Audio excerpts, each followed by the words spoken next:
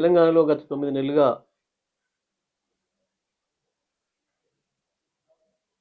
పరిపాలన పూర్తిగా విఫలమైంది. ముఖ్యమంత్రికి, మంత్రులకు ఎవరికీ సరైన అవగాహన లేక ప్రతి విషయంలో వాళ్ళు గందరగోళపడడం కాదు, ప్రజల్ని గందరగోళపరుస్తున్నారు. ఇచ్చిన హామీల మాట దేవుడెరుగు గాని వచ్చే సమస్యను పరిష్కరించడానికి చేత కావడం లేదు. వరదల విషయంలో చూసినాం, పూర్తిగా వైఫల్యం చెందారు. ప్రత్యేకించి ఇప్పటి వరకు ఈ 9 నెలల కాలంలో వాళ్ళకు ప్రజలకు ఇచ్చిన హామీలలో నెరవేరుస్తాము అని చెప్పి గొప్పలు కొట్టుకున్నది కేవలం రైతు రుణమాఫీ విషయంలో. దాంట్లో ఇంకా అట్టర్ ఫ్లాప్ అయినరు. ఒక స్పష్టత లేని పరిస్థితి. రైతాంగం అంతా గందరగోళంలో ఉన్నారు. రైతాంగాన్ని గందరగోళంలో నెడుతున్నారు కావాలని చెప్పి ఒక పథకం ప్రకారమే ప్రభుత్వం 49,000 కోట్లు అని చెప్పిన రుణమాఫీ చివరికి 31 కోట్లు అని చెప్పి బడ్జెట్లో 26,000 కోట్లు పెట్టి 18,000 కోట్లు రిలీజ్ చేసినామని చెప్పి ఇప్పటికీ రైతాంగానికి 10,000 కోట్లు కూడా చేరలేదు. ఒక మంత్రి ఒక మాట చెప్తున్నాడు, ఒక మంత్రి ఇంకో మాట చెప్తున్నాడు, ముఖ్యమంత్రి ఇంకో మాట చెప్తున్నాడు. వాళ్ళు ఒకరికొకరు మాట్లాడేదానికి పొంతన లేకుండా ఉంది. అదే మంత్రి ముందు రోజు ఒక మాట మాట్లాడుతున్నాడు, వారం తర్వాత ఇంకొక మాట మాట్లాడుతున్నాడు. ఇప్పటికైనా రైతు రుణమాఫీ విషయంలో అసలు ప్రభుత్వం ఏమనుకుంటుంది, ఏం చేద్దామనుకుంటుంది, ఎంత మేరకు రుణమాఫీ చేస్తుంది, ఎవరెవరికి చేస్తుంది అనేది స్పష్టతని ఇవ్వాలని చెప్పి నేను డిమాండ్ చేస్తా ఉన్నా. మొన్నటి వరకు 2 లక్షల రూపాయల వరకు రుణమాఫీ చేయాలంటే ఆ పైన ఏదైతే ఉందో అమౌంట్ మీరు వెంటనే బ్యాంకులలో కట్టుకోండి, మీకు మాఫీ అవుతుందని చెప్పారు. అందరు మంత్రులు చెప్పారు. చివరికి నిన్న మళ్ళీ సంబంధిత శాఖ మంత్రి గారు, వ్యవసాయ శాఖ మంత్రి గారు, మీరు ఇప్పుడే కట్టకండి అని మాట్లాడుతున్నాడు. ఈ పాటికి చాలా మంది రైతులు కట్టిరు. అవతల అప్పుసప్పు చేసి 2 లక్షలకు పైన ఉన్న వాళ్ళు, 3 లక్షలు ఉన్న వాళ్ళు, 4 లక్షలు ఉన్న వాళ్ళు, 2.5 ఉన్న వాళ్ళు, 2.20 ఉన్న వాళ్ళు, అవతల చేబదులు తెచ్చో వడ్డీకి తెచ్చో కట్టిరు చాలామంది. ఇవాళ మళ్ళీ తప్పించుకోవడం కొరకు మీరు ఇప్పుడే కట్టకండి అని మాట్లాడుతున్నారు. ముందు బ్యాంకుల నుంచి వెళ్ళి సమాచారం తీసుకొని రైతుల్ని మోసం చేయడం కొరకు ముందు మీరు అగ్రికల్చర్ అధికారులను కలవండి, బ్యాంకులను కలవండి, కలెక్టర్ని కలవండి అని చెప్పాను. ఆ తర్వాత లేదు మేమే ఊర్లలోకి పంపిస్తాం, మీ అగ్రికల్చర్ ఆఫీసర్లే వచ్చి మీ వివరాలను తీసుకుంటారు అని చెప్పాను. బ్యాంకులలోనేమో వాళ్ళు డబ్బులు వసూలు చేసుకునే తొందరలో 2 లక్షల పైన ఉన్న రైతులను పిలిచి మీరు వెంటనే కట్టండి, కట్టకపోతే మీకు రాదు, కడితే మీ పేరు పంపిస్తామని చెప్పి రైతాంగాన్ని భయపెట్టిస్తున్నారు. ఆ రకంగా చాలా మంది రైతులు కట్టిరు ఇప్పటికి ప్రభుత్వాన్ని నమ్మి, ముఖ్యమంత్రి మాటల్ని నమ్మి, ముఖ్యమంత్రి మాటల్ని నమ్మి. ఎన్నికల ముందు నమ్మించి మోసం చేయడమే కాదు, ఇప్పుడు కూడా మళ్ళీ రైతుల్ని మోసం చేస్తుంది ప్రభుత్వం.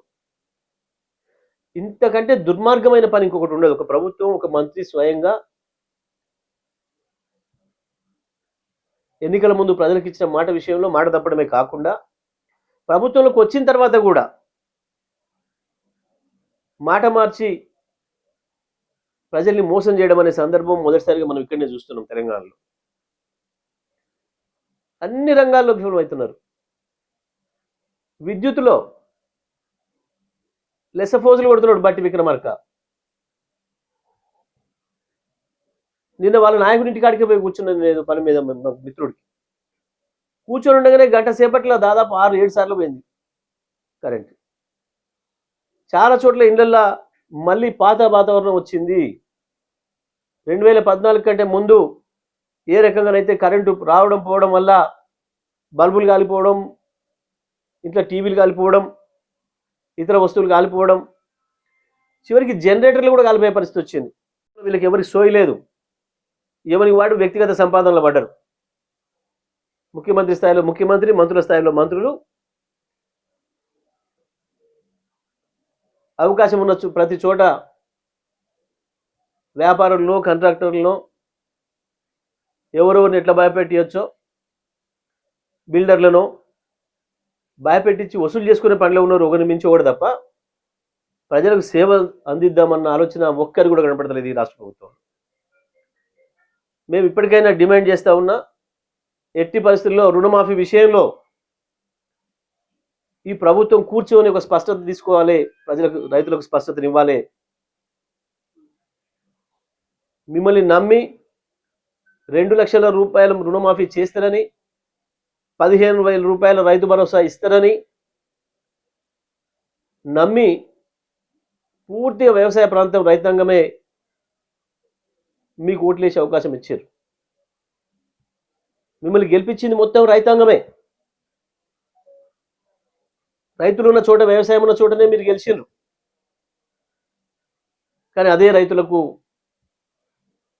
నెత్తిన టోపీ పెట్టడమే కాకుండా ఇప్పటికీ కూడా రకరకాల మాటలు చెప్తూ మోసం చేస్తూ కాలం గడుపుతున్నారు.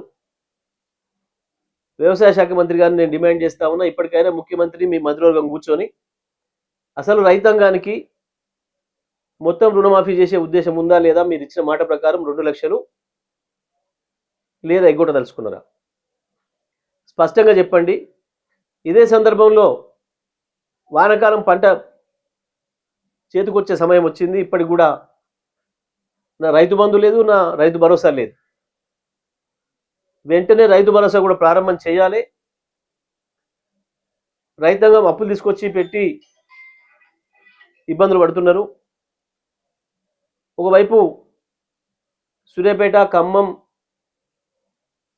భద్రాద్రి కొత్తగూడెం, మహబూబాద్, నర్సంపేట, ములుగు, ఇంకా ఇతర జిల్లాల్లో, ఆదిలాబాద్, ఇతర జిల్లాలలో కూడా చాలా చోట్ల లక్షలాది ఎకరాలు పంట పొలాలు నాశనమైనాయి. వరిచేలు కావచ్చు, పత్తి కావచ్చు, మిర్చి కావచ్చు, ఇతర పంటలు కూడా. ఒకవైపు ఏం ప్రభుత్వం ఇవ్వాల్సిన పెట్టుబడి సాయం ఇవ్వలేదు, రైతులు సొంతంగా తీసుకొచ్చి పెట్టిండ్రు. ఇప్పటికీ కూడా ఆ రైతాంగం వర్షాలతో దెబ్బతిన్నది, కానీ ప్రభుత్వానికి మాత్రం నిమ్మకు నీరెత్తినట్టు లేదు. వెంటనే రైతు భరోసా కూడా ప్రారంభం చేయాలని చెప్పి బీఆర్ఎస్ పార్టీ మేము డిమాండ్ చేస్తున్నాం. వరద బాధితుల విషయంలో కూడా ఇప్పటి వరకు కూడా మా దగ్గరికి ఏ అధికారులు రాలేదు, మాకేం సాయం అందటం లేదని చెప్పి మొత్తుకుంటున్నారు వరద బాధితులందరూ కూడా. ప్రభుత్వానికి సోయి లేదు, కనీసం ముందస్తు తెలివి లేకపోయింది. పరిపాలన అనుభవం లేకనో మీ సోమరితనం వల్లనో వరదల విషయంలో హెచ్చరికలు చేయలేకపోయినారు, ప్రజల్ని ఖాళీ చేయించలేకపోయినారు. తర్వాత కూడా ఇప్పటి వరకు కూడా వాళ్ళ ఇండ్లు క్లీన్ చేసుకోవడానికి కూడా ప్రభుత్వం నుంచి మద్దతు లేదు. చూస్తున్నాం ఖమ్మం బాధితులు ఏ రకంగా బాధపడుతున్నారో మహిళలు. వాళ్ళు ఒకటే మాట అంటున్నారు, సిగ్గుండాలి ప్రభుత్వానికి, మీరు ఇచ్చే 10,000 పక్కన పెట్టండి, ఒక్కరోజు వచ్చి మా ఇంట్లో ఉండండి అని అడుగుతున్నారు మంత్రుల్ని. దమ్ముందా ఏ మంత్రి కన్నా వరద బాధితుల ఇళ్లలో పోయి అర్ధగంట సేపు నిలబడే దమ్ముందా? మీకు లేకపోగా మేము టీఆర్ఎస్ బృందం కేసీఆర్ గారి ఆదేశాల మేరకు మేము ఇంటింటికి తిరుగుతుంటే వీళ్ళు తిరిగిపోతే మా మీద కూడా పడుతుందేమో, ప్రజలు డిమాండ్ చేస్తారు మమ్మల్ని, మీరు ఎందుకు రావట్లేదు అని చెప్పి భయానికి మా మీద దాడి చేయించే ప్రయత్నం చేశారు. చూపించుకోవడం కొరకు ప్రతిపక్షంగా మా పాత్ర మేము నిర్వహిస్తుంటే కూడా ఆటంకాలు కల్పించే ప్రయత్నం చేశారు. ఇది ప్రభుత్వం చేతగాంతనానికి, సోమరితనానికి నిదర్శనం. మళ్ళీ నిన్న వ్యవసాయ శాఖ మంత్రి ఏదైతే స్టేట్మెంట్ ఇచ్చిండో 2 లక్షల రుణమాఫీ వరకు ఉన్న పైకున్న రైతులు ఇప్పుడు కట్టకండి అని చెప్పి, నేను దీన్ని తీవ్రంగా ఖండిస్తా ఉన్నా. ఎట్టి పరిస్థితుల్లో కూడా మరోమారు రైతాంగాన్ని మోసం చేయకండి. వెంటనే 2 లక్షల వరకు రుణమాఫీ ఏదైతుందో వాళ్ళు ఎప్పుడైనా కట్టుకోనియండి, రైతులు బ్యాంకులు వాళ్ళ ఇష్టం. 2 లక్షల వరకు మీరు ఏదైతే ఇస్తున్నారో అంతవరకు బ్యాంకులు వేయండి. ఈ రాష్ట్రంలో ఉన్న రైతాంగం మొత్తం 2 లక్షల పైన అప్పులు తీసుకున్న వాళ్ళు ఎవరైనా ఉన్నని 2 లక్షల వరకు మీరు చేస్తున్నారు, 2 లక్షల రూపాయలు వేయండి మీ తరఫున. ఆ మిగతాది ఎప్పుడు కట్టుకోవాలి, ఏం చేసుకోవాలనేది బ్యాంకుకు రైతుకు సంబంధించిన విషయం. మీరు ఇచ్చిన మాటకే 9 నెలలు ఆలస్యం చేసిండ్రు. వడ్డీ కూడా పెరిగిపోయింది. తీసుకున్న అసలు వడ్డీ కట్టడానికి రైతులకు ఇబ్బంది పడుతున్నారు. కాబట్టి వెంటనే ఎటువంటి గందరగోళం లేకుండా 2 లక్షల రూపాయల వరకు రైతాంగానికి మొత్తం అందరికి కూడా వాళ్ళ ఖాతాల్లో జమ చేయాలని చెప్పి నేను డిమాండ్ చేస్తా ఉన్నాను. అసలైన తొలి వెలుగు. ఫాలో వాట్సాప్ @తొలి వెలుగు అఫీషియల్.